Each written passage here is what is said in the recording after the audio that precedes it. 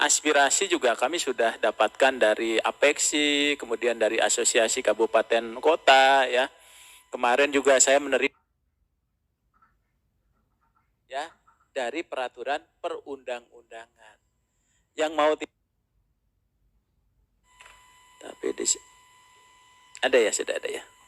Oke. Saya ingin pantun dulu nih Pak Hasim, ya. Menjadi ASN penuh harapan di masa depan. Semoga ini bukan hanya angan-angan. Mohon waktu sebelum saya jenak kita bertepuk tangan, ya gitu. Modus Pak, biar ditepuk tanganin gitu ya. Lanjut aja, Bapak Ibu sekalian, nanti 3 hal yang ingin kami sampaikan, ya 3 hal. Yang pertama kaitan dengan kenapa kita sekarang ini melaksanakan manajemen P3K, gitu ya. Kemudian penetapan jenis-jenis jabatannya, dan yang ketiga adalah penataan non ASN-nya. Ini di mana ininya? Operatornya, ya. Jadi kenapa sekarang ini kita melakukan fokus kepada manajemen P3K. Pertama, karena di sini ada mandat bahwa aparatur sipil negara itu, ya, di posisi 28 November itu hanya ada PNS dan P3K. Nah, sekarang ini banyak sekali saudara-saudara kita yang sudah bekerja di birokrasi, tapi statusnya bukan PNS, juga bukan P3K. Kalau fokus kita kepada PNS, maka akan banyak saudara-saudara kita yang tidak bisa masuk menjadi aparatur sipil negara. Itu penting dulu tuh. Kenapa fokus kita di tahun ini kepada manajemen P3K? Ya. Karena banyak yang sudah 35 tahun, 40 tahun, 50 tahun, ya. Karena kita eranya itu bukan Undang-Undang 8 lagi, 74, tapi pada Undang-Undang 5, maka fokus kita supaya mengakomodir saudara-saudara kita tadi, maka kita utamakanlah di dalam manajemen P3K. Yang kedua, ya, pengembangan jabatan-jabatan yang bisa diisi oleh P3K. Ya, karena ada ditentukan di dalam Perpres, maka kita tentukan juga di dalam Kepmenpan 76 ya tahun 2022 supaya teman-teman tadi bisa terakomodir ke dalam jabatan-jabatan fungsional. Ya. Walaupun saat ini barangkali ada beberapa yang juga belum bisa terakomodir karena aspek apa? Aspek kualifikasinya. Ya, aspek kualifikasinya yang tadi masih ada SMP, kemudian ada SMA dan sebagainya. Sehingga kita perlu mengembangkan. Ya.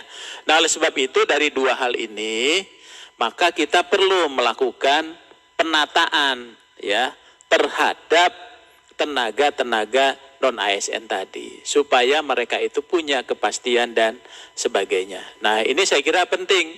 Kenapa 3 hal ini kita lakukan di tahun ini? Jadi kalau ini kita tidak lakukan, kasihan juga Pak. Misalnya kita posisinya ke PNS, ya. Tesnya lebih sulit, kemudian juga soal-soalnya juga pola seleksinya juga berbeda dan sebagainya. Nah, oleh sebab itu upaya ini merupakan upaya kita untuk melakukan penyelesaian terhadap persoalan-persoalan ini. Ya, jadi ini kita harus sepakat dulu Bapak Ibu sekalian, gitu ya. Jadi ini bukan semata-mata kebijakan pemerintah dalam konteks ini adalah Kementerian Pan-RB, tapi ini adalah mandat dari peraturan perundang-undangan ya, sehingga kita perlu untuk melakukan penataan ya terhadap status dan kedudukan aparatur sipil negara ya. Lanjut aja. Nah, oleh sebab itu lanjut ya. Nah, oleh sebab itu teman-teman sekalian, karena fokus kita di PNS dan P3K, baik PNS maupun P3K memberikan ruang kepada seluruh warga negara ya untuk ikut berkompetisi ya baik menjadi PNS maupun P3K. Cuma kalau di PNS ada keterbatasan ya, salah satunya aspek usia. Tapi di PPPK juga ada keterbatasan. Keterbatasannya apa? Jenis jabatannya. Ya. Tapi kalau yang lain-lainnya dia terbuka, ya lebih terbuka. Termasuk usia tadi minimal 1 tahun, sebelum BUP, kemudian usia 20 tahun dan sebagainya. Bahkan dulu waktu membahas P3K itu kalau saya mengusulkan, udahlah kalau perlu yang P3K itu nggak usah pakai usia gitu Pak Hasim. Sepanjang dia kompeten, ada guru atau ada guru besar yang 70 tahun, sepanjang dia masih kompeten, ya silakan aja. Tapi pada saat itu yang teman-teman PNS justru yang protes, jangan dong samain aja dengan PNS. Akhirnya BUP-nya jatuhnya di BUP PNS. Kalau menurut saya sih biarin aja. Boleh nggak Pak Aba 85 tahun P3K? Ya boleh aja. Sepanjang dia kompeten. Gitu ya. Cuman kalau 85 tahun benar-benar P3K tuh. Ya. Pertolongan pertama pada kecelakaan. Gitu. Nanti juga harus disiapkan ambulan dengan tongkat ya kalau nggak salah begitu ya. Jadi gitu ya. Jadi artinya dua-dua ini satu sisi memberikan keleluasaan. Ya. Dari sisi usia dan sebagainya, tapi dia memiliki keterbatasan di jenis jabatan. Makanya di jenis jabatan inilah nanti yang akan kita siasati, kira-kira yang pendidikannya tidak terpenuhi di JF, apa nih kebijakan kita. Tapi kita harus nunggu dulu datanya. Sekarang kita nggak bisa ngambil kebijakan kalau datanya kita belum punya. Karena apa yang Bapak Ibu lakukan itu, kan tidak pernah juga dilaporkan ke Menpan, tidak pernah juga dilaporkan ke BKN dan sebagainya, itu inisiatif masing-masing. Kan sesungguhnya begitu ya, gitu ya. Nah, di sisi PNS juga begitu. Dia jabatannya luas, tapi tadi ada keterbatasan dengan melihat posisi-posisi itu tadi. Tapi P3K itu keuntungannya dia karirnya tidak harus berjenjang, dia masuk ke semua level itu dia sangat memungkinkan, gitu ya. Terus lanjut. Nah, oleh sebab itu nanti mungkin P3K itu juga akan terus bertambah. Karena saat ini juga kita punya 1,2 jutaan formasi untuk di tahun 2022 ini. Ya, kemungkinan ini akan bertambah jumlahnya. Nah, rupanya dari data kita juga termasuk P3K ini banyak juga yang lebih banyak itu adalah wanita loh yang banyak lulus itu ya. PNS juga begitu. Mungkin di Jawa Timur juga begitu ya Bapak Ibu sekalian ya. Jadi komposisinya itu banyak wanita kalau kita bandingkan yang lulus seleksi. Itu karena mungkin lebih rajin, lebih teliti, lebih bulat ya. Dan saya kira sehingga kalau komposisinya lebih banyak gitu ya, ya memang dari hasil kelulusan itu lebih banyak wanita. Gitu ya. Dan ini menguntungkan bagi yang di PNS tapi masih posisi bujangan gitu ya. Pilihannya semakin banyak gitu ya. Terus lanjut. Nah kemudian Bapak Ibu sekalian, kalau kita lihat sandingkan juga sesungguhnya jenis jabatannya tadi yang terbatas. Dia ada di JPT, JPT Madya Utama tertentu dan jabatan fungsional.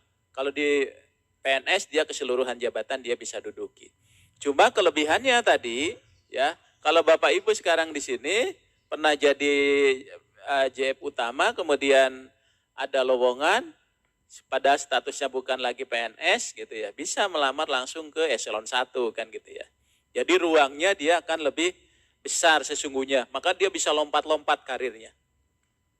Berbeda dengan yang PNS itu pasti dia tuh akan berjenjang dan sebagainya gitu ya. Nah, oleh sebab itu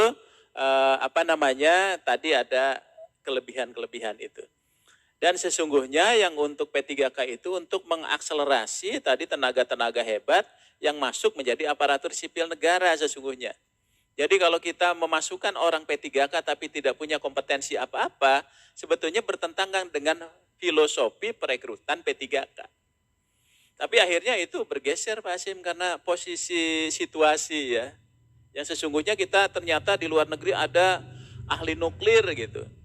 Gak mungkin dia ke sini jadi peranata nuklir hari pertama, tapi kita rekrut langsung ahli utama misalnya begitu.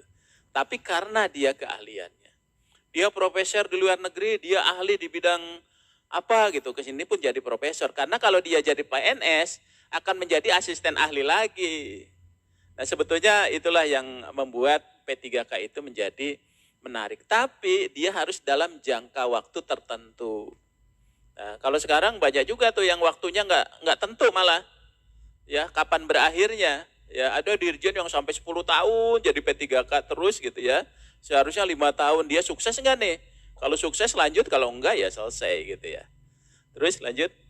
Kemudian prosesnya pun sama gitu ya, manajemen P3K itu dijalankan sehingga apa?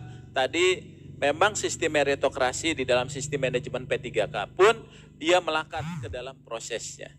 Ya, jadi nggak bisa lagi orang langsung diangkat dan sebagainya. Walaupun saat ini banyak tadi keinginan untuk itu. Nah makanya kalau saya sih nanti ke depan barangkali apakah penilaian terhadap manajemen ASN itu termasuk tata kelola di dalam P3K-nya sudah betul apa tidak. Ya, hari ini teman-teman kami di RB tadi saya cerita ke Pak Hasim lagi rapat tuh tentang apa ya, kaitan dengan penyalahgunaan wewenang dalam pengangkatan jabatan maupun pengangkatan menjadi PNS. Dan dilalahnya dari proses itu yang didiskusikan saat ini adalah, loh kok ada lah ya kabupaten kota ataupun instansi yang sudah sistem meritnya sangat baik, sudah dapat penghargaan, tapi di dalamnya masih terjadi proses jual beli jabatan, kemudian ya macam-macam lah. Jadi nggak selaras. Ini jangan-jangan tempat kita diberikan penghargaan seolah-olah jadi melegitimasi. Jadi kalau ada pelanggaran di dalam jadi nggak kelihatan. Ini jangan sampai juga jadi kontraproduktif. Ya. Kemudian institusinya diberikan penghargaan, orang dalamnya nggak nerima. Kayaknya belum layak deh instansi saya gitu ya. Nah itu juga jangan sampai terjadi seperti itu.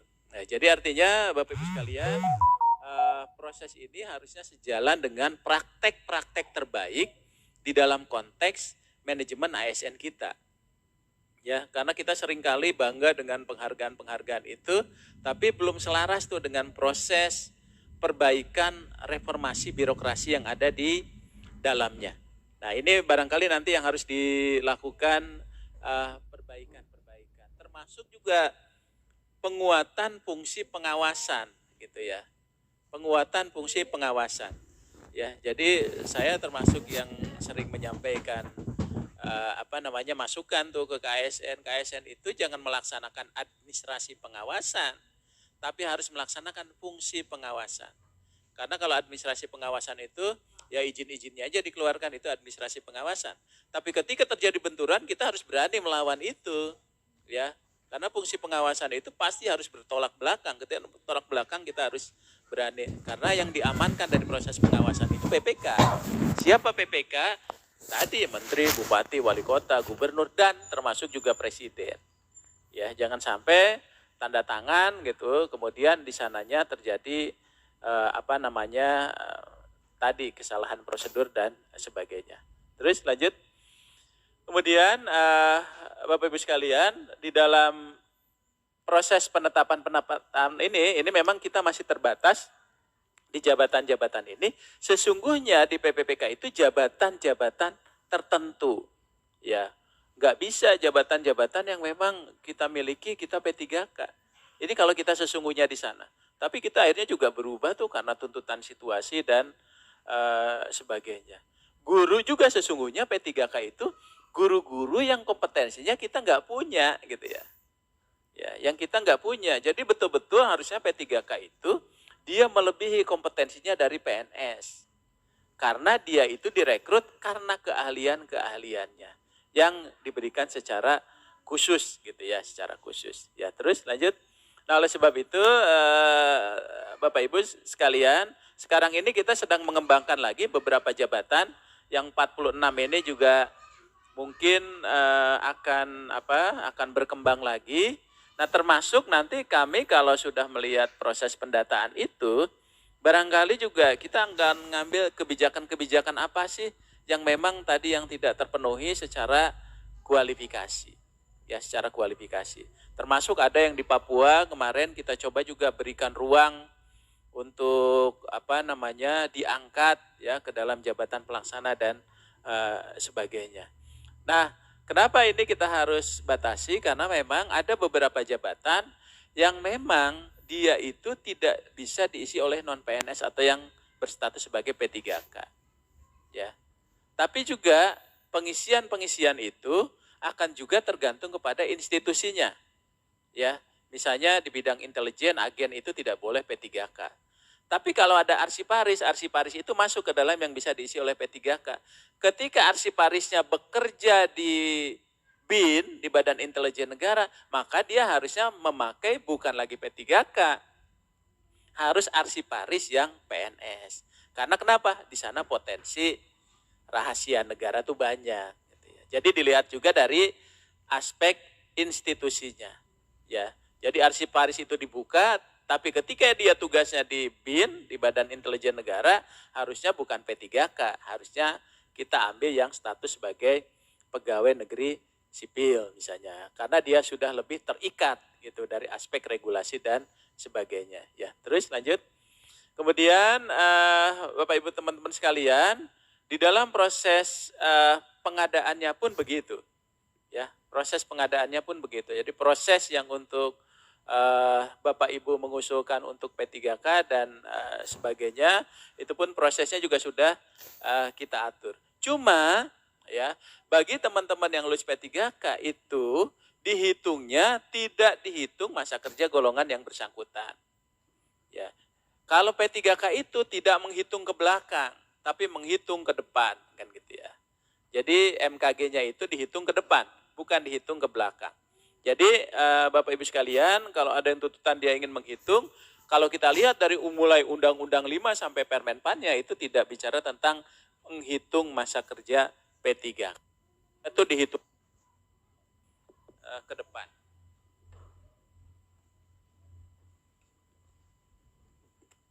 Ini baterainya cepat habis nih, Pak Asip. Ya. Biasanya teknik panitia tuh baterai habis lah, apa biar cepat mati listrik gitu ya, itu biasa.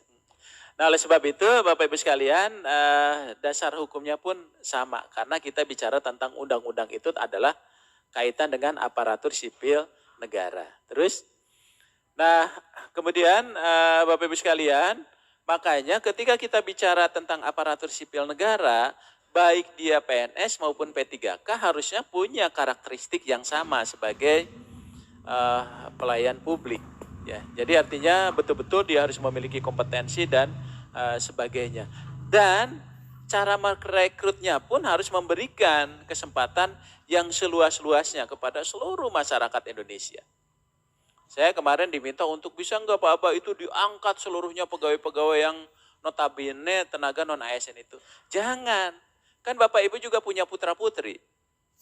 Ya, yang juga punya hak untuk menjadi ASN. Putra-putra terbaik bangsa juga banyak. Kalau kita semuanya orang tidak berkompetisi, ya ngangkat mereka, lalu putra-putra terbaik kita ini mau dikemanakan? Dia akan bekerja di tempat-tempat lain, padahal negara sangat membutuhkan. Makanya prinsip ini pun penting Bapak Ibu sekalian. Jadi beda perlakuannya ketika kita bicara di PP 48 2005 dengan kondisi saat ini. Ya, dengan kondisi saat ini. Walaupun ada nih kita diarahkan ke sana. Ya, dulu diarahkan ke sana itu ada kelompok tertentu yang diuntungkan tuh, ya suaranya dapat banyak gitu ya. Oleh sebab itu karena ini memang sudah sistem meritokrasi di dalam Undang-Undang 5, maka prosesnya harus kompetitif, adil dan sebagainya. Ya. Kemudian lanjut. Kemudian Bapak Ibu teman-teman sekalian, makanya tadi fokus kita di 2022 itu tadi hanya guru, ya tenaga kesehatan dan sebagainya. Ya. Kemarin itu Bapak Ibu sekalian, mudah-mudahan Pak Hasim Jawa Timur ini selesai semua. Saya itu kemarin ada satu kabupaten kota di Sumatera datang ke tempat saya karena sudah kami telepon, ya sudah kita suratin, ayah mau ngusilin guru apa enggak? Kami enggak dan sebagainya. Sekarang ini didemo oleh ribuan guru. Sekarang minta ke kami untuk dibukakan formasinya. Saya enggak buka. Karena untuk guru dan tenaga kesehatan ini, logika formasi kita terbalik Pak. Jadi kami yang nawarin, ayo masukin gitu. Ada satu kabupaten kota gitu ya, beberapa, ternyata dia itu nggak masukin, padahal kami teleponin. Gitu. Rupanya dia nggak masukin juga sampai terakhir, rupanya setelah di demo panik tuh bupati wali kotanya. Ya, tetap kami tolak, nggak bisa. Ya, karena kenapa? Kami harus mempertimbangkan kabupaten kota yang sudah disiplin melaksanakan regulasi-regulasi kita. Nah, jadi artinya nanti kalau ada yang demo itu, ada yang belum masuk, nanti memang kita akan kembalikan ke pemerintah daerah masing-masing. Karena memang yang ini betul-betul kita buka gitu ya, kita buka. Terus lanjut. Nah, kemudian Bapak Ibu sekalian, proses seleksinya pun untuk P3K itu akan sangat tergantung dari instansi pembina jabatan fungsional. Saya selalu sampaikan, mudah-mudahan di 2022 ini, teman-teman kabupaten kota di Jawa Timur itu mengusulkan ASN-nya itu, kualifikasinya itu minimal berdasarkan dari kualifikasi teman-teman yang ada di situ. Minimal kita bisa mengurangi, karena Bapak Ibu nanti akan diberikan kesempatan untuk memberikan nilai untuk wawancara dan sebagainya. Itu sepenuhnya Bapak Ibu sekalian. Nah, strategi-strategi ini juga kalau menurut saya jadi penting nih dalam rangka kita penyelesaian tenaga-tenaga non-ASN.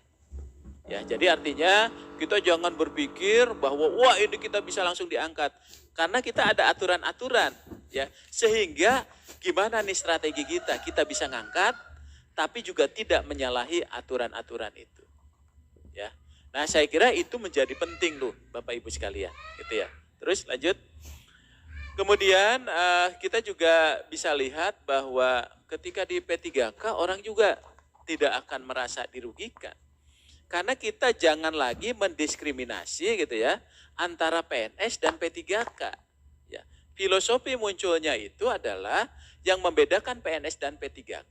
P3K itu dalam jangka waktu tertentu, tapi bukan berarti dalam jangka waktu tertentu itu setahun dia berhenti. Enggak, mau 10 tahun, 20 tahun, 30 tahun kan boleh. Ya. Lalu pensiunnya bagaimana? Kita juga kan pensiun dipotong. Kalau dia ingin dapat pensiun ya tinggal dipotong aja. Ya. Nanti tinggal diatur aja mekanismenya seperti apa. Kan itu yang paling penting. Sehingga kalau kita lihat dia punya hak yang sama kok. Tapi ingat, ketika P3K-nya itu tidak produktif, melanggar kode etik, melanggar disiplin, berhentikan. Kan itu juga sama dengan PNS. Ya, PNS juga sama kan ketika kita tidak memenuhi SKP-nya ya dan sebagainya itu pun kan kita bisa diberhentikan. Begitu juga dengan P3K. Nah, oleh sebab itu, dengan adanya PNS P3K itu, seharusnya di ASN itu tidak ada lagi status-status kepegawaian yang lain. Yang banyak sebutannya. Ya, PTT lah, honorer lah, Honda, Yamaha, Suzuki, macam-macam. Gitu ya. Jadi, harusnya dua ini aja. Ya, sehingga statusnya ketika tarik di pemerintahan itu yang ada hanya aparatur sipil negara gitu. Kita nggak ngelihat lagi dia PNS apa P3K.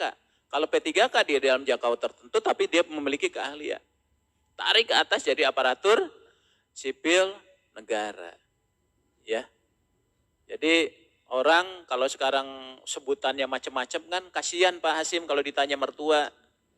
Mas Yudi ditanya mertuanya nih, Dek di Pemprov Jatim kerjamu apa? ASN Bu. Ya ASN, padahal P3K. Nah, bilang aja ASN, iya kan? Kan nggak mungkin mertuanya nanya gitu, loh bukannya ASN terdiri dari dua, satu PNS, satu P3K. Oh ibu tahu dari mana? Oh ibu kan pensiunan BKN, oh rupanya pensiunan BKN mertuanya gitu ya. Nah oleh sebab itu kita posisinya tuh sama. Ya. Tergantung kebutuhannya yang mana. Jadi jangan merasa bahwa di P3K dia lebih rendah kayak zaman dulu loh. Kalau di fungsional kayaknya lebih rendah dari struktural. Ini budaya ini kan sudah kita ubah. Ya, enggak lagi seperti itu gitu ya. Terus lanjut.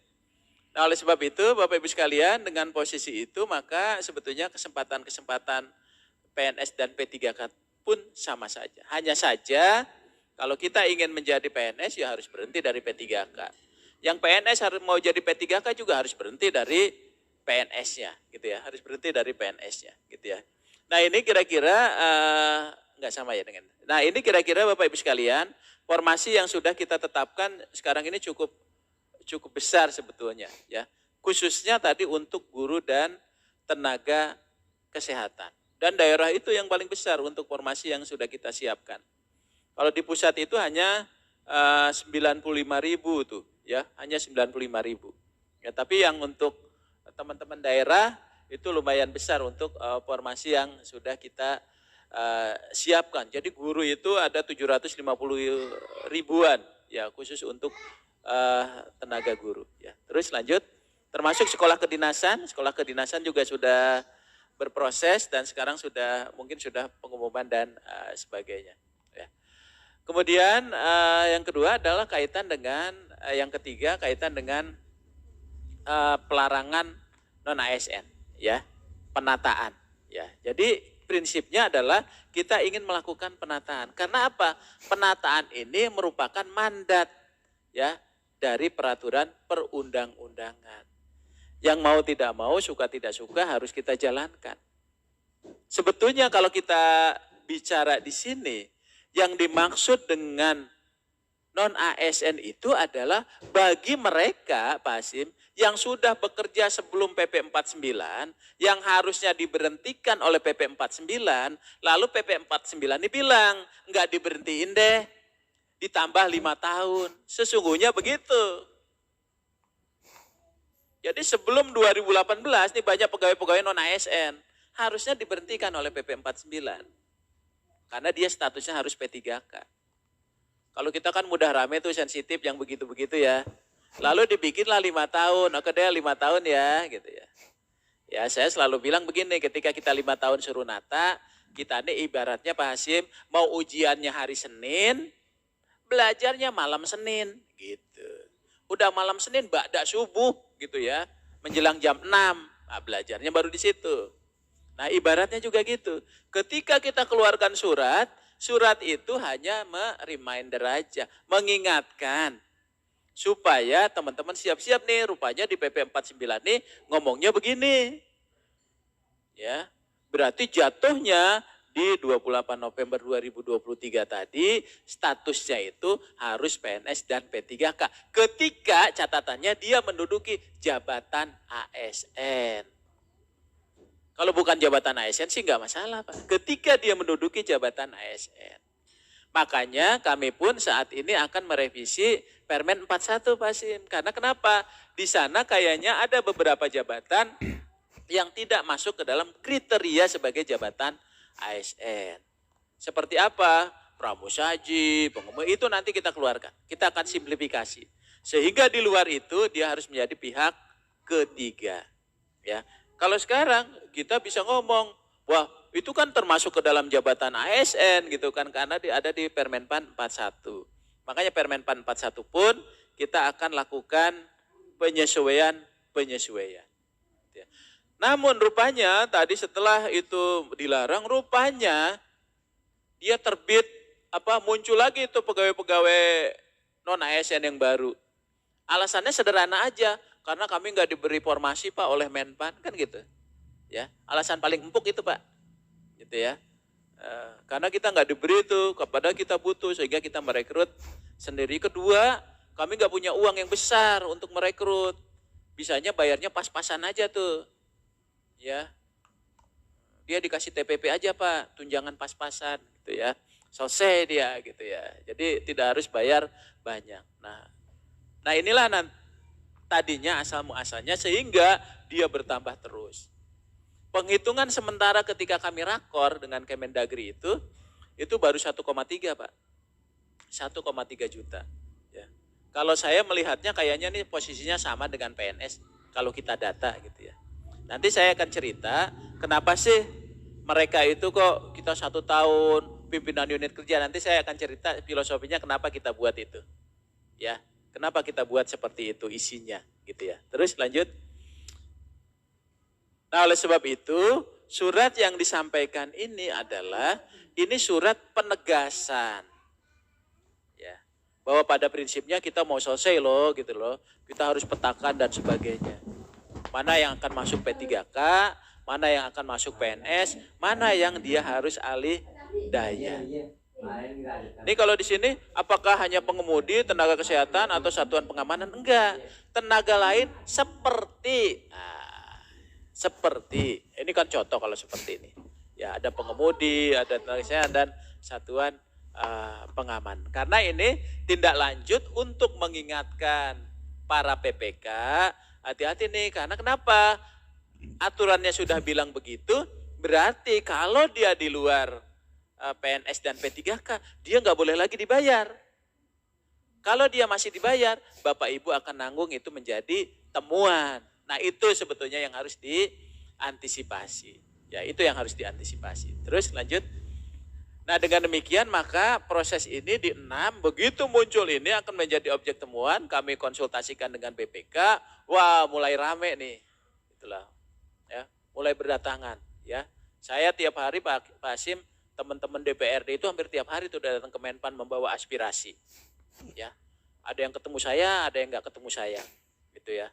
Tapi biasanya kalau datang ke sana dia pulang, apalagi kalau SPPD-nya sudah distempel pasti pada pulang, gitu ya. Sudah selesai semua, gitu ya. Jadi artinya Pak Ibu sekalian, akhirnya nomor 6 ini yang menjadi, karena kalau nggak ada ini orang nggak bangun nih, gitu ya. Orang biasanya biasa-biasa saja. Jadi ini adalah penegasan, ya, mengingatkan kepada seluruh PPK bahwa ada mandat di dalam peraturan perundang-undangan.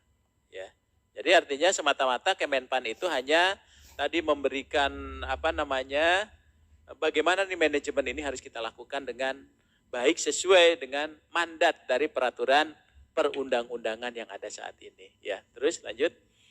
Nah, oleh sebab itu dulu kok bisa gitu ya. Dulu kok bisa? Karena dulu itu belum ada Undang-Undang 5 Pak 2014. Sehingga penyelesaian itu bukan hanya persoalan manajemen, tapi persoalan politis kan gitu ya. Sehingga beruntunglah dari masa ke masa itu kan kadang-kadang kita diuntungkan ya Bapak Ibu sekalian. Nah termasuk teman-teman posisi ini.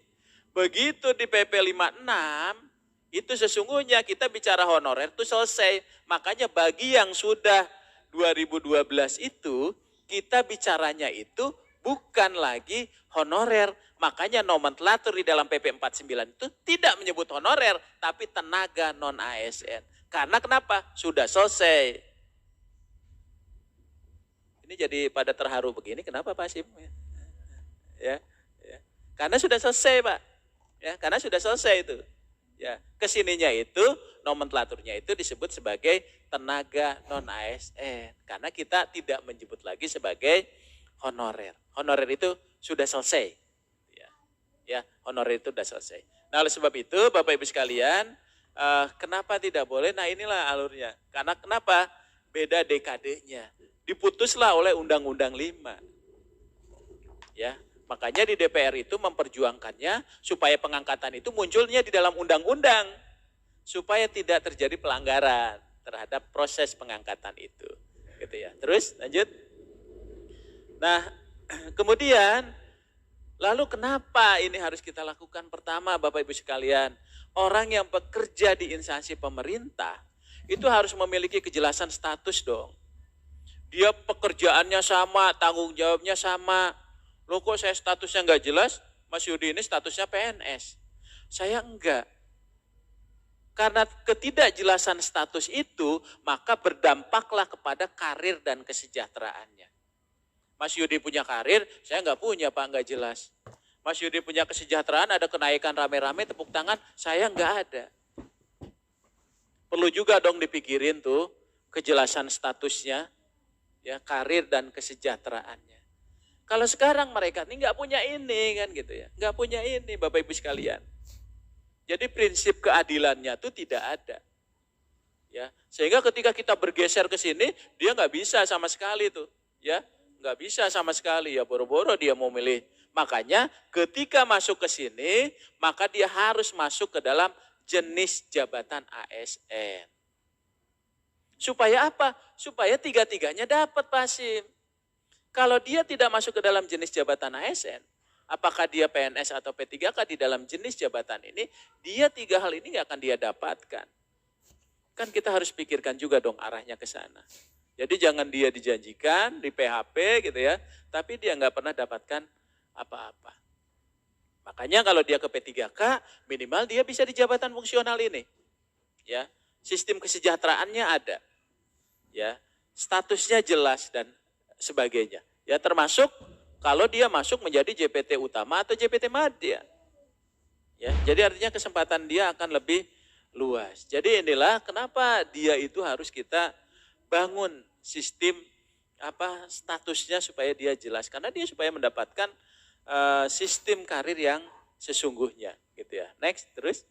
Kemudian Bapak Ibu sekalian, makanya ketika kita bicara pendataan ini saya sampaikan bukan untuk mengangkat dia menjadi ASN.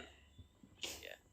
Bukan untuk mengangkat menjadi pegawai ASN. Tapi pendataan ini sebagai bahan kita untuk melakukan pemetaan. Sehingga kebijakan apa sih yang harus kita lakukan. Karena kita kan nggak pernah tahu tuh yang angkatnya siapa. Harusnya kau yang mulai, kau yang mengakhiri. Kan gitu ya. Lagunya siapa tuh Pak Sim? Roma Irama ya? Bukan ya. Ya. Jadi kita ingin mengetahui nih jumlah keseluruhan di pusat di daerah itu berapa sih? Gitu ya. Jadi artinya Bapak Ibu sekalian, pemetaan ini tadi akan kita buat nih. Oh ternyata setelah kita petakan, oh sebagian bisa outsourcing loh, sebagian dia bisa ini loh, sebagian bisa ini loh, dan sebagainya. Atau bisa saja prosentase, nanti yang kita ambil untuk penerimaan ini sekian persen dari sini, kan bisa Pak. Tapi kalau sekarang kita nggak bisa Pak. Dan Bapak Ibu sekalian sekarang hati-hati, di beberapa daerah sudah muncul nih, orang yang nggak pernah bekerja, tapi seolah-olah sudah bekerja. Saya sudah dapat masukan. Nah itu Bapak Ibu harus kawal betul demi keadilan. Ya, jadi jangan sampai terjadi, Pak Hasim nih ngalamin dulu teman-teman yang kop-kop surat yang lama dicariin ya. Orang yang udah pensiun dimintain tanda tangan. Bahkan ada yang orangnya sudah meninggal dimintain tanda tangan. Dia izin di depan batu nisannya dan gitu ya. Ini jangan sampai terjadi lagi nih Bapak Ibu sekalian. Tolong betul-betul ya data ini nanti dilakukan ya dengan data yang sesungguhnya. Ya, jangan sampai merugikan pihak-pihak lain yang sudah dia bekerja sungguh-sungguh di situ. Ya, di situ. Nanti saya akan jelaskan satu-satu nih ya. Kenapa kita menuliskan ini? Itu yang paling penting. Pertimbangannya juga banyak. Kita pernah diskusi juga, ya. Saya bilang diskusi, ada usulan Pak Aba yang 5 tahun bekerja. Berarti kalau 5 tahun bekerja, setelah 2018 dia nggak akan masuk. Dan pikirannya Pak Hasim, kalau kita batasi 5 tahun, seolah-olah yang 5 tahun inilah yang akan diangkat. Akan rame lagi pasti. Ya, jadi kita betul-betul mempertimbangkan hal ini. Jadi ini bukan untuk mengangkat, tapi memetakan dulu seberapa besar potensinya, jumlahnya berapa. Yang pertama, itu yang berstatus tenaga honorer K2, THK2. THK2 itu yang mana? Kalau di data BKN itu ada yang jumlahnya 410.000. Ya, dan dia masih bekerja sampai saat ini. Itu masuk kategori THK2. Ya. Jadi yang masih bekerja tapi datanya ada di BKN. Dia masih bekerja, usianya masih cukup dan sebagainya lah. Tapi tidak lagi 410.000 sesungguhnya karena sebagian sudah ada yang jadi P3K, ada yang sudah jadi PNS, ada yang sudah meninggal dunia dan sebagainya. Ya. Nah, jadi di sini ya. Nah, kemudian ini yang kedua ini disebutkan mendapatkan honor mekanisme pembayaran langsung dari APBN atau dari APBD. Ya. Dan bukan mekanisme pengadaan barang dan jasa baik individu maupun pihak ketiga. Ya. Jadi artinya kalau dia oleh pihak ketiga sesungguhnya boleh, cuman yang individu ini masih berdebat. Ya. Nanti saya akan jelaskan di belakang hasil kami diskusi dengan BKN. Ya, jadi artinya kalau dia oleh pihak ketiga nggak masalah. Pak Hasim ngadain orang-orang tapi melalui pihak ketiga orang-orangnya banyak di situ, itu nggak masalah Pak, itu lanjutkan. Dan tidak perlu didata juga boleh. Tapi kalau dia ikut kompetisi boleh? Ya boleh. Boleh Pak. Tapi dia aman deh kalau dia di pihak ketiga, tidak harus P3K. Ya, misalnya tenaga pengamanan, Bapak ke perusahaan A gitu ya. Itu boleh, nggak ada masalah. Atau tenaga kebersihan itu. Nah makanya Bapak Ibu sekalian, kalau dia oleh pihak ketiga, si pegawainya itu, yang digunakan itu bukan pegawainya, bukan orangnya, tapi jasanya. Sehingga kalau Bapak Ibu merekrut orang-orang seperti itu, jangan dikasih seragam Pemda. Jangan dikasih logo Pemda, kasih logo perusahaannya supaya dia tidak merasa bagian dari Pemda. Kalau perlu di sini PT apa gitu ya, sebutkan Pak. Kalau sekarang kan ya, kalau sekarang kan masih pakai baju instansi yang bersangkutan. Padahal jadi dia merasa di situ Pak haknya. Ya. Dan bahkan katanya di daerah itu orang nggak digaji juga asal dikasih seragam seneng. Ya. Nah, itu nggak boleh lagi nanti seperti itu, ya. Kemudian diangkat paling rendah oleh pimpinan unit kerja. Kalau kita pakai yang diangkat oleh PPK, sedikit Pak data kita kasihan. Makanya silakan nanti kan akan terseleksi nih Pak, mana sih unit kerja yang layak gitu, ya, yang memang dia betul-betul bekerja. Jadi kita juga sudah pertimbangkan. Tadinya oleh PYB, ternyata banyak juga yang tidak oleh PYB. Nanti akan rame lagi Pak. Yang penting kan ini prinsipnya tadi bukan untuk ngangkat, tapi untuk pemetaan. Makanya kita gunakan itu unit kerja Pak Hasim dan teman-teman semua. Ya. Nah kemudian ini telah bekerja paling singkat 1 tahun 31 Desember. Jadi kalau dia Januari ya sampai 31 Desember dan setelah itu dia masih kerja, dia masuk. Tapi kalau dia Februari sampai 31 Desember tidak masuk. Atau tapi bisa juga masuk. Dia masuknya dari Maret sampai Desember, tapi rupanya ke belakangnya dia juga bekerja, itu masuk.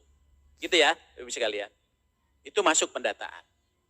Tapi kalau dia masuknya baru, tapi di luar Januari, dia nggak masuk. Kontraknya dia Maret sampai 31 Desember, sebelumnya dia udah pernah kontrak, dia masuk. Gitu ya. Kemudian ini berusia paling rendah 20 tahun, paling tinggi 31 Desember. Kenapa? Karena kita bicaranya adalah P3K. Sehingga usianya memungkinkan. Kalau ada kita yang usianya lebih dari 40 tahun dan sebagainya. Ya. Jadi gitu Pak.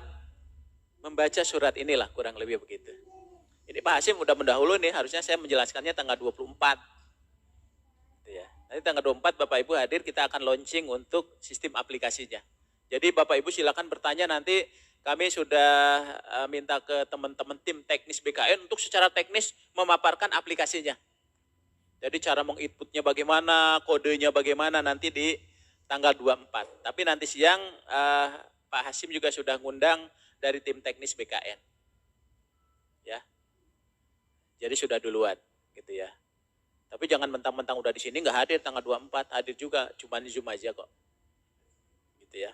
Gitu ya. Barangkali nanti ada perkembangan baru. Ya, barangkali ada perkembangan baru gitu ya. Dan Pak Hasim udah bentuk forum juga ya, nanti ada ketemu dengan teman-teman BKD se-Jawa ya. Terus lanjut. Nah, oleh sebab itu dari instansi-instansi itu kita minta lakukan pemetaan. Tadinya kita sampai 30 Agustus rupanya sistem di BKN waktu itu belum siap. Ya, sehingga kita dorong sampai tadi 30 September 2022. Ya, jadi artinya nanti silakan penyampaian ini dilakukan. Nah, nanti ada SPTJM-nya itu juga wajib. Tapi kemarin kita bersepakat dengan Pak Deputi, dengan Pak Harmen, sebelum SPTJM itu muncul, nanti akan ada uji publik. Ya. Dan SPTJM ini mengandung tadi aspek hukum di sini, ya, memiliki konsekuensi. Ya. Jadi oleh PPK-nya Pak, SPTJM-nya itu. Ya, jadi artinya nanti oleh PPK-nya. Ya, kemarin dari Pak Harmen itu Pak Aba, kayaknya kita harus sebelum ini biar kita uji publik, biar orang lihat, oh ini orang nggak pernah kerja kok ada namanya di sini. Jadi untuk menghindari konsekuensi hukum di belakang hari, ya. Nah nanti yang aplikasinya nanti besok yang tanggal 24 itu akan di launching. Tapi dalam hal tadi September enggak ada, maka kalau dia tidak masuk ke dalam ini, maka kita anggap dia tidak memiliki pegawai ASN. Kalau ada kebijakan, kita tidak akan lagi mempertimbangkan. Karena kalau di sini sudah by name Bapak Ibu sekalian. Ya, datanya itu by name. Kita nggak tahu Bapak Ibu sekalian nanti kebijakannya seperti apa. Tapi kalau datanya sudah ada di sini, yang akan terkena itu orang-orang yang ada di dalam itu. Ya, orang yang terkena. Jadi kalau ini mengandung konsekuensi, makanya Bapak Ibu sekalian, apalagi sampai puluhan ribu jumlahnya gitu ya. Nah itu nanti yang harus disiapkan. Ya, nanti Bapak Ibu sekalian, secara teknis koordinasinya itu kami minta untuk berkoordinasi dengan Badan Kepegawaian Negara karena yang secara teknis dia melakukan itu. Ya. Jadi harus siap-siap nih, ada waktu, mungkin ada tim teknis yang secara khusus. Kalau di Jawa Timur saya kira koordinasinya tim BKD provinsi sudah bagus dengan Bapak Ibu sekalian sehingga bisa dilakukan sama-sama seperti ini, gitu ya. Terus lanjut. Nah, oleh sebab itu kalau kita petakan ya, maka SDM yang ada di instansi pemerintah itu nanti hanya ada dua, gitu ya. Ada dua, karena yang outsourcing itu bukan instrumen ASN.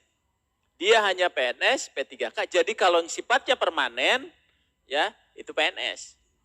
Kalau yang sifatnya temporer itu dalam arti 1 tahun dia diperpanjang, 1 tahun dia diperpanjang. Boleh nggak 20 tahun, 30 tahun? Boleh. Walaupun guru bunyinya 5 tahun plus 5 tahun, boleh nggak setelah itu perpanjang? Boleh. Sepanjang dia usianya belum 60 tahun. Jadi temporer itu bukan tempo-tempo kerja, tempo-tempo enggak, bukan. Tapi temporer itu dia setiap tahun dia harus wajib dilakukan. Tapi di luar ini, ya yang bukan jabatan ASN, maka dia harus dilakukan melalui proses alih daya atau outsourcing. Kalau yang PNS yang P3K itu diperlukan apa? Kompetensi orangnya. Tapi kalau yang outsourcing yang diperlukan itu jasanya.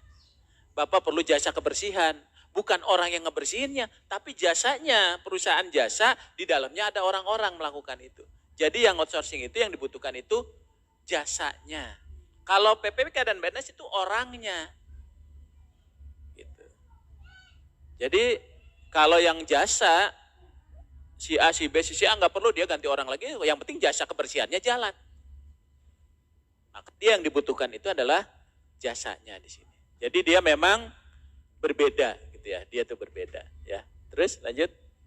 Nah, oleh sebab itu Bapak Ibu sekalian, tadi kami sampaikan kalau guru setidaknya dengan kita mengangkat guru ini, kita mengurangi termasuk tadi ada yang sudah lulus PG, berarti kalau Pak Hasim masuk Dapodik dan formasinya diusulkan, harusnya itu udah aman. Karena yang lulus PG itu sudah bisa langsung diangkat menjadi PPPK guru yang lulus PG, Bapak Ibu sekalian. Mudah-mudahan di sini udah masuk semua nih formasi dan Dapodiknya. Jangan sampai nggak nyambung. Dapodik ada nggak diusulkan formasi nggak bisa juga. Formasinya diusulkan di Dapodik nggak ada, nggak bisa juga. Karena kalau di Dapodik itu sudah by name tuh. Berarti yang lulus PG itu otomatis akan diangkat. Udah pasti. Ya, karena dia masuk ke dalam prioritas 1 kan gitu ya.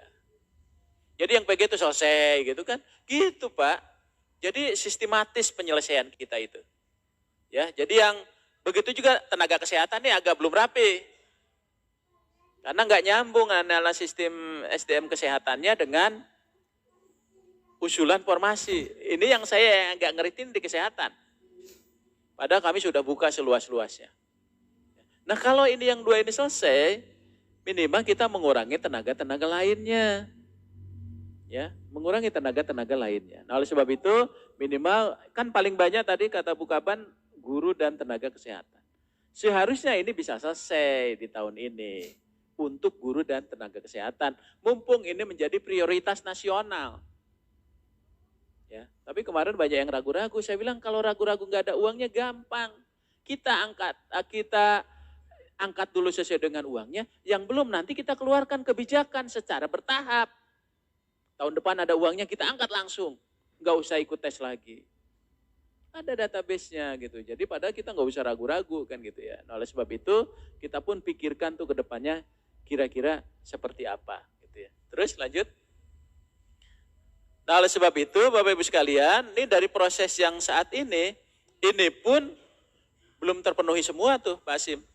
Dari total kita tuh yang di aplikasi Dapodik ada 758.000 dibandingkan dengan formasinya. Nah, kalau kita bandingkan, lanjut ya. Kalau kita bandingkan ini masih jauh nih. Ya. Kita masih separuhnya nih Pak Asim. Ya, dari proses 750.000 itu baru 328.000. Padahal kita buka nih. Makanya saya bilang tadi, logika formasi kita ini kebalik. Kita kok yang ngomong ke teman, ayo dong gitu. Biasanya kan kita potong tuh Pak. Ya, kalau yang untuk guru khusus nih, ya minimal ini yang bisa ngurangi tadi. Tapi ternyata kesempatan ini nggak dimanfaatin semua. Tadi ada yang terakhir datang ke kami ngemis-ngemis tuh bupatinya, wali kotanya. Saya bilang nggak bisa. Kami harus mengapresiasi kabupaten kota yang sudah tadi merespon ini dengan baik. Begitu dia di demo baru dia panik gitu ya. Kan sekarang saya kalau demo gampang Pak, biasanya ke tempat kita. Oh enggak, karena kan provinsinya enggak ngusulin. Silakan aja datang ke provinsi, kita tinggal gitu aja. Pak Hasim juga gitu, silakan aja datang ke kabupaten kota. Gitu ya. Karena kita betul-betul buka itu Pak, kesempatan itu seluas-luasnya. Lanjut, tapi yang untuk kesehatan, ya untuk kesehatan, ini yang 255.000 nih, yang setelah koordinasi dengan Dinas Kesehatan dan BKD masing-masing. Yang ini saya hari ini sedang validasi nih. Ini agak ngeri juga nih karena datanya belum sebagus yang ada di Kemendikbud, di Dapodik. Karena Dapodik itu kan sudah duluan ya Pak ya. Nah di sini kita masih, nah kalau kita lihat dari jumlah ini, lanjut. Dari jumlah ini dari sebelumnya hanya 94.000 nih yang masuk. Ya, 94.000, padahal Kemenkes sudah menjanjikan kepada organisasi profesi, ke Pemda-Pemda, marah nih mereka nanti. Ya. Tapi dari kita sudah aman, kita sudah berikan kesempatan yang seluas-luasnya. Ya, silakan formasinya isi itu yang 255.000 itu. Padahal ini hanya kita berlakukan tahun ini. Ya, tahun depan berarti mereka itu harus berkompetisi. Kalau marah itu pasti marah. Ya, siap-siap aja kita. Ya, pasti marah Pak. Termasuk guru tadi. Ya, tapi untungnya dulu itu alasan mereka kan karena formasinya tidak disiapkan oleh Menpan. Sekarang formasinya kita tantangin. Sampai coaching klinik itu kan kita nantangin tuh. Siapa-siapa yang belum nih? Gitu ya. Siapa-siapa yang belum? Itu betul-betul kita buka. Nah, sekarang ternyata hasilnya segini. Ini potretnya aja nih, ya. Supaya Bapak Ibu tahu nih posisi yang sesungguhnya. Jadi kita betul-betul membuka peluang itu, ya. Peluang itu betul-betul kita buka, gitu ya. Terus lanjut. Nah, oleh sebab itu, Bapak Ibu sekalian, kalau kita lihat persoalan ini, itu solusinya tadi nggak bisa tunggal, ya. Keterlibatan semuanya itu penting, ya. Makanya tadi kami khusus untuk guru dan nakes itu seenggaknya karena dia porsinya yang paling besar, kemudian dia juga yang memang menjadi jabatan yang merupakan pelayanan dasar, maka kita prioritaskan. Ya, kita prioritas. Kedua, kami juga ingin sesungguhnya mengapresiasi teman-teman nakes yang sudah 2-3 tahun ini berjuang untuk COVID-19. Harusnya itu juga kita pikirkan. Gitu ya. Kita berikan penghargaan kepada mereka untuk kita angkat statusnya menjadi aparatur sipil negara. Ini jadinya masih segitu tuh. Begitu diserang oleh didatangi demo baru berubah pikiran. Padahal kita kan harusnya punya perencanaan SDM tadi. Nah, oleh sebab itu ini penting Bapak Ibu sekalian. Walaupun saya selalu sampaikan di sebelumnya, kalau anggaran kita nggak cukup, yang penting kita kukuhkan dulu nih orang-orang ini menjadi calon ASN. Nggak bisa tahun ini, nggak usah tes lagi, tahun depan bisa diangkat. Tapi kalau dengan begini, akhirnya apa? Di luar itu, mereka akan masuk ke dalam seleksi umum, kan kasihan. Jadi tahun ini kita betul-betul, ya Pak Kanrek, ya Jadi betul-betul kita memberikan ruang untuk itu.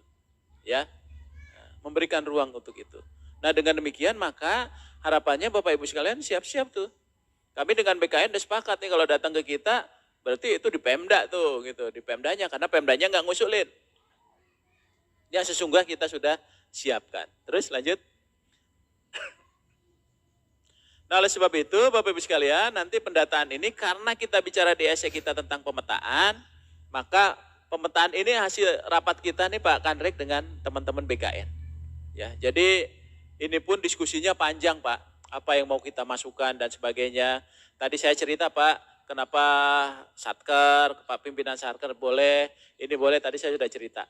Gitu ya. Kemudian kenapa tangganya seperti itu, jadi itu ada jalan ceritanya semua. Dan sudah kita perkirakan dampaknya kurang lebih ya. Terus termasuk juga lanjut Mas ya. Termasuk juga data-data ini nanti silakan Bapak Ibu sekalian, nanti besok ini akan didemokan ya, besok akan didemokan oleh BKN. Jadi sekaligus launching, termasuk besok itu nanti hadir juga Pak Deputi Inka Pak, langsung beliau ya, saya intens juga dengan beliau untuk proses ini ya, termasuk juga dengan Pak Deputi ya. Terus lanjut. Termasuk proses ini nanti riwayat kontraknya dan sebagainya. Nah, nanti apa saja yang harus dimasukkan ya. Nanti secara otomatis kalau dengan sistem ini kita akan mengklasterkan itu akan jauh lebih mudah. Terus lanjut. Ya. Nah, yang paling penting ini ya. Jadi Bapak Ibu sekalian, nanti kita akan lihat bagaimana mengisi ini. Ya, termasuk tadi ada diskusi tentang BLU dan sebagainya. Jadi yang pertama ketika kita bicara menata tenaga non ASN ini, ketika kita bicara yang dibayar langsung oleh belanja pegawai, berarti orang ini wajib didata karena dia akan menjadi P3K. Ya, potensial menjadi P3K. Atau kalau umurnya cukup termasuk potensial menjadi PNS gitu ya Pak ya. Sepanjang tadi dia mengikuti dan lulus seleksi. Persoalan kebijakan tuh nanti kita lihat Pak. Karena kita nggak bisa ngambil langkah kalau datanya nggak jelas. Kalau potensinya kita nggak tahu. Nah melalui proses inilah nanti kita akan kelihatan. Yang kedua ada juga yang dibayar oleh APBN, APBD, tapi melalui proses pengadaan barang dan jasa. Gitu ya. Kalau melalui proses pengadaan barang jasa, dia dibayarnya oleh pihak ketiga, dia kerja aja terus langsung nggak apa-apa, nggak didata juga nggak ada masalah. Karena dia diperbolehkan. Ya, karena dia diperbolehkan. Tapi ketika dia dibayarnya individual, ya individual, ketika yang didudukinya jabatan ASN, maka dia didata. Karena didudukinya itu jabatan ASN. Contoh misalnya guru, dokter dan sebagainya, ya didata Pak. Karena dia jabatan ASN. Karena disebutnya di dalam PP 49 itu adalah jabatan ASN. Ya. Jadi artinya sepatah. Lalu bagaimana ya dengan BLUD atau BLUD atau BLU ataupun BLUD? Yang pertama, di dalam PP 23 itu disebutkan di sana itu PNS dan tenaga profesional. Di dalam revisi PP 23 itu disebutkan 3 Pak Kanrek. Jadi ada PNS, ada P3K, ada tenaga profesional. Berarti di sana itu kalau mau rekrut P3K silakan, PNS silakan, tenaga profesional silakan. Tapi yang ini belum selesai Pak. Kesimpulan rapat kami terakhir dengan Pak Deputi, dengan Pak Harmen kemarin, saya bilang Pak gini aja, yang BLU, BLUD itu nggak perlu didata dulu. Sambil menunggu revisi PP 23. Karena sebetulnya kan dia juga bukan dari APBN dan APBD. Dan kalau diangkat pasti itu yang 30% naik. Iya kan? Jadi nanti kami menunggu revisi PP 23. Tapi ketika itu jadi P3K, kita akan buka khusus yang pegawai BLUD. Ya, mudah-mudahan sih harapannya lepas Pak kalau saya sih. Ya, mudah-mudahan lepas karena biar di versinya biar tidak membebani gitu ya. Jadi dia boleh tenaga-tenaga itu. Jadi artinya untuk BLU dan BLUD itu, Bapak Ibu sekalian, ini sambil menunggu itu nggak perlu dulu dimasukkan ke dalam pendataan ini. Ya dia biar jalan aja, atau dia tidak mengganggu APBD kan? Ya nggak mau, dia jalan aja yang untuk itu. Nah kira-kira inilah rangkumannya kalau kita lihat dari proses itu. Ya terus lanjut. Ya. Nah, oleh sebab itu Bapak Ibu sekalian tadi pemetaan tadi ya ini kan dalam kerangka kita nyusun kebijakan sehingga penyelesaiannya ini nanti akan ada KSN, ada Wasdal BKN, ada macam-macam lah ikut mengawasi ini. Ya, sehingga tadi jangan sampai terjadi lagi tuh data yang bodong katanya sekarang ini sudah mulai nih gitu ya. Jadi artinya harus penyelesaian ini juga pengawasannya itu harus ketat. Makanya tadi SPTJM-nya pun dibuat nanti setelah adanya tadi uji publik tadi ya sehingga nanti akan kelihatan gitu. Terus lanjut. Nah, oleh sebab itu Bapak Ibu sekalian, kalau dalam sistem perencanaan kita harusnya kita Mei itu sudah penetapan formasi itu. Tapi sekarang kita nggak bisa Pak, jadinya mundur Pak. Karena kenapa?